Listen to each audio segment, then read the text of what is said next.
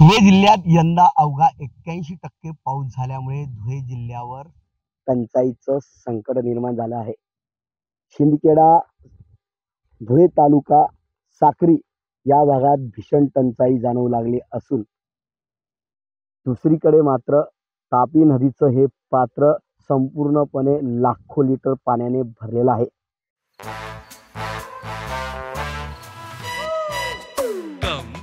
Come, my love, please don't say no, baby. Come, my love.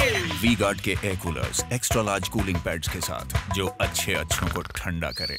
V-Guard air coolers, long lasting cooling. Dhule जिल्ह्यात सध्या 5 गावांना पाण्याच्या टँकरने पुरवठा करावा लागत असून 85 गावांमधील विहिरी अधिग्रहित केल्या गेल्या आहेत। या ठिकाणी आपण जर बघितलं तर ही तापी नदी आहे आणि ही धुळे जिल्ह्यातून वाहणारी नदी आहे। हिच्यामध्ये लाखो लिटरचा साठा या ठिकाणी आहे।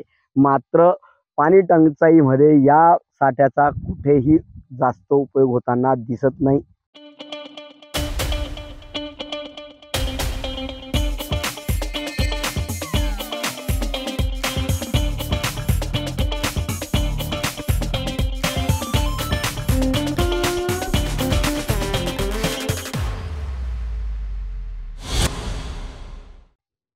काही गावांना जर या पाण्याचा उपयोग सोडला तर मात्र धुळे जिल्ह्यातील 4 तालुक्यापैकी 3 तालुके हे दुष्काळी आहेत आणि या दुष्काळाचा सामना या ठिकाणी गावकऱ्यांना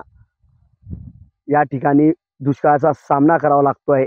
त्यामुळे या ज्या पाण्याचा उपयोग आहे लिफ्ट इरिगेशन आहेत त्या सुरू कराव्यात व या पाण्याचा पूर्ण उपयोग प्रशासनाने करावा जेणेकरून टंचाई दूर होईल।